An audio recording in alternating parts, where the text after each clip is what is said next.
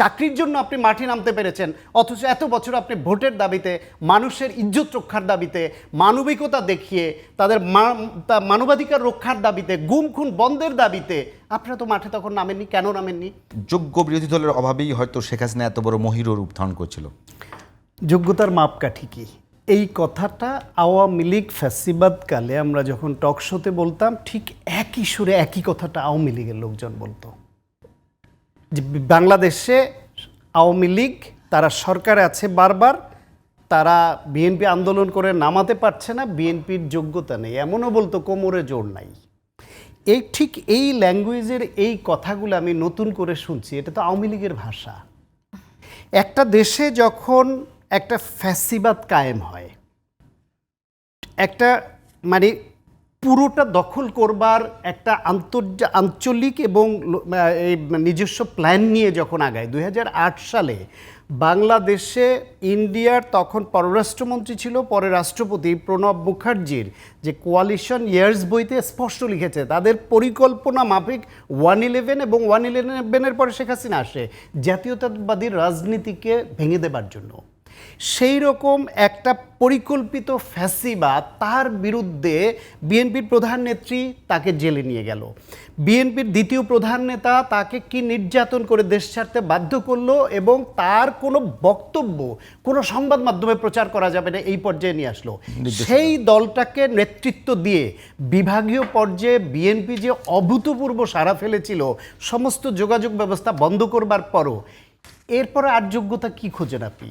যেই দলটার উপরে এমন কোনো রাষ্ট্রীয় নিপীড়ন নাই যা চালানো হয়নি তার নেতাদের উপরে, কর্মীদের উপরে, শুধুমাত্র কেউ একজন বিএনপি করে, এটাই এই অপরাধেই তার ব্যবসা ধ্বংস করে দিয়েছে, তার বাড়িঘরে থাকা হারাম করে দিয়েছে। একটা শিক্ষিত গ্র্যাজুয়েট মাস্টার্স পাস ছেলে ঢাকায় এসে রিক্সা চালাতে বাধ্য হয়ে গেছে আত্মগোপনে থেকে। এইরকম একটা ফ্যাসিবাদী রাষ্ট্র ব্যবস্থার মধ্যে বিএনপি যে রাজনৈতিক কর্মসূচি করেছে, 2023 সালের 28 অক্টোবর বিএনপি যে ঢাকায় অন্তত 15 লক্ষ লোককে জমায়েত করতে পেরেছে, বিভাগীয় সমাবেশগুলোতে অভূতপূর্ব সাড়া ফেলেছে, রাজনৈতিক যোগ্যতা বিএনপির ছিল।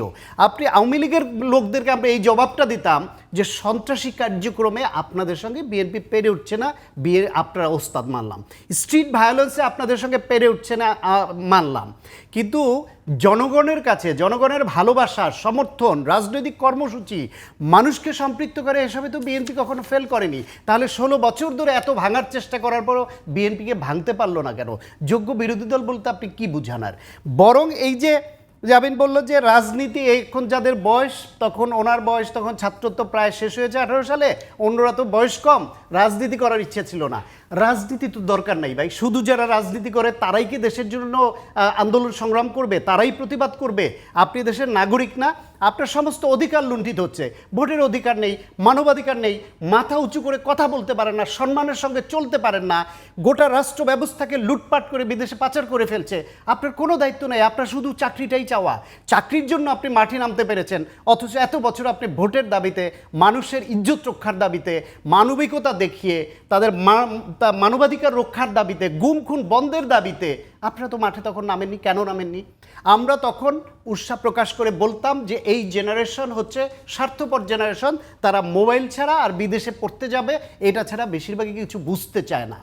কিন্তু 24-এ এসে আমাদের সে ধারণাটা বদলে গেছে যে না, তারা এই আন্দোলন সামিল হয়েছে, সেই জন্য আমরা কৃতজ্ঞ, ধন্যবাদ জানাই। আমি জেল থেকে বেরিয়ে আমি বলছি যে এই তরুণদের কারণে এই যুদ্ধে সামিল হওয়াতে, এই যুদ্ধে জয় হয়েছে বলে আমি জেল থেকে বেরিয়ে আসতে পেরেছি, না হলে আজকে আমি কোথায় থাকতাম, আমার সন্তানদের কি হতো, আমি কে আদৌ কবে ছাড়া পেতাম কি না, নাকি আয়নাগরে ভাগ্যে যেত, আমরা তো কেউ জানি না। সুতরাং সকলের প্রতি কৃতজ্ঞ আমি। কিন্তু এই যে কাদা ছোড়াছুড়ি এবং স্টেক হোল্ডার হওয়ার যে প্রতিযোগিতায় অন্যকে ছোট করা, সিনিয়র নেতাদের নিয়ে মানে নানান রকমের অসঙ্গতিপূর্ণ কথা বলা, এটা বন্ধ করতে হবে।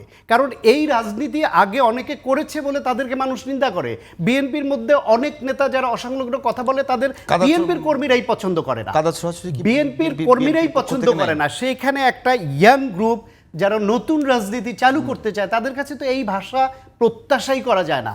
সুতরাং সবাই মিলে এইসব না করে যার রাজনীতিটা করে, কাদা ছোড়াছুড়ি কিংবা মিলাইন করে কথা বলা, ইয়ে করা, সেটা কিন্তু বিএনপির পক্ষ থেকে এসছে। আমি তো আপনি বলার আগে আমি বলছি বিএনপির পক্ষ থেকে আসেনি, সব পক্ষ থেকে আসছে। আমি বলছি বিএনপির যেই নেতারা এইরকম কথা বলেন, অসংলগ্ন কথা বলেন, তাদেরকে বিএনপির নেতাকর্মীরাই বেশিরভাগই অপছন্দ করে।